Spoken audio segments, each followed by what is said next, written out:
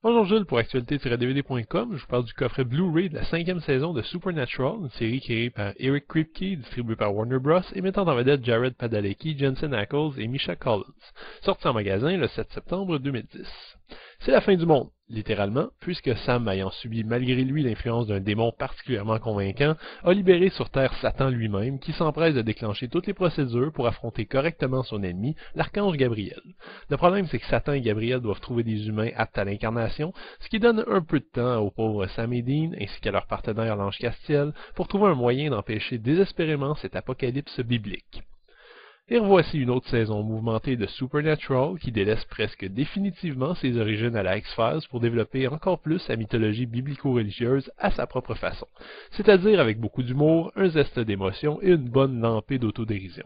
Arrivés à ce stade, les scénaristes et réalisateurs de Supernatural ont trouvé un équilibre à peu près parfait entre drame fantastique et références humoristiques, et ont fait de la série un des trucs les plus amusants qu'on puisse trouver à la télévision.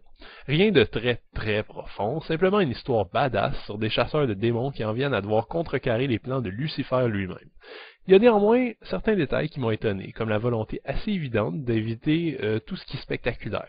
Je veux dire, la 5e saison de Supernatural suit à peu près l'apocalypse selon Saint Jean, avec tous ces fléaux et ces cavaliers qui entraînent les désastres les plus monstrueux sur leur passage. Il y avait du matériel là-dedans pour montrer des images assez puissantes, et je crois pas que c'est une question de budget puisque Supernatural reste assez populaire. Mais on passe à côté de tout ça en fait. Les fléaux sont limités, les cavaliers se cantonnent à peu près à une maison ou à un petit village, ils sont tellement faibles que c'en est risible. En bref, la fin du monde ne cause pas grand-chose. On peut peut-être objecter ici qu'on ne voit que le début de cette fin du monde, mais j'ai vraiment l'impression que c'est un choix artistique délibéré, que les effets spéciaux, pourtant omniprésents dans les premières saisons, ont été ici réduits au maximum pour centrer le plus possible l'histoire sur les relations entre Sam et Dean qui représentent finalement le cœur du récit. C'est un pari qui est réussi sur ce point, mais je ne peux pas m'empêcher de me dire que j'aurais aimé voir une apocalypse à beaucoup plus grand déploiement.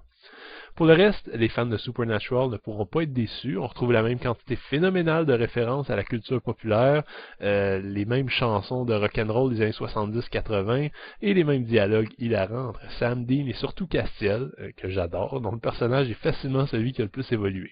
Certains épisodes versent même dans la parodie pure et simple, comme Changing Channels, dont le générique devrait traumatiser les fans de la série. La saison 5 de Supernatural est une fin logique à tout ce qui a précédé. À la limite, on pourrait arrêter la série ici, et en fait, à l'origine, l'histoire devait effectivement se terminer à la saison 5. La saison 6 a été conçue à cause de la popularité grandissante de la série. Et même si la fin qui est proposée ici n'est pas spécialement bouleversante et que la série a encore de la difficulté à décider entre hommage, référence et originalité, ça reste une fin logique, bien foutue et satisfaisante. Le Blu-ray est présenté à 1:78 anamorphique avec piste audio en anglais 5.1 et en portugais stéréo. Les sous-titres, heureusement, sont plus conséquents en anglais, français, espagnol, portugais et allemand. Presque tous les bonus se trouvent sur le dernier disque, sauf la piste de commentaires du producteur et scénariste sur l'épisode The End et une scène supprimée, assez courte mais drôle, allant avec l'hilarant épisode de Real Ghostbusters. Parmi les bonus principaux, on a donc le traditionnel montage de prises ratées, toujours amusant, tous les épisodes de Ghostfacers, une série web ridicule mettant en vedette les chasseurs de démons motivés mais plus ou moins compétents qu'on a vu apparaître dans quelques épisodes de la série. Le gros des bonus se trouve dans le Apocalypse Survival Guide, dont l'interface ressemble à la maison de Bobby, l'allié de Sam et Dean, et dans laquelle on peut fouiller pour trouver un paquet de documents d'archives qui généralement tournent autour de la production de la saison, de l'inspiration pour certaines histoires et même des entrevues avec des monologistes ou des exorcistes qui nous parlent de cas réels et inexpliqués qui vont donner la chair de poule à ceux qui n'aiment pas ce genre d'histoire. La quantité est respectable, mais la façon dont c'est présenté nous oblige à parcourir de long en large une interface qui n'est pas spécialement évidente, et j'aurais bien aimé avoir une possibilité de voir simplement la liste des vidéos présentes sans avoir navigué dans la maison de Bobby. Mais c'est peut-être moi. Si vous n'êtes pas pressé et que vous vous intéressez à la série, je suppose que si vous achetez le Blu-ray, ça donne une bonne indication, vous devriez être amplement satisfait.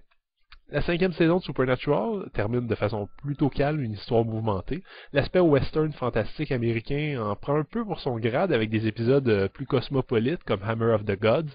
La série se penche surtout sur les liens de plus en plus fragiles qui unissent les deux frères, aux grandes dames de l'apocalypse en tant que tel, qui n'est donc plus qu'un accessoire scénaristique de fond, ce qui est un peu décevant.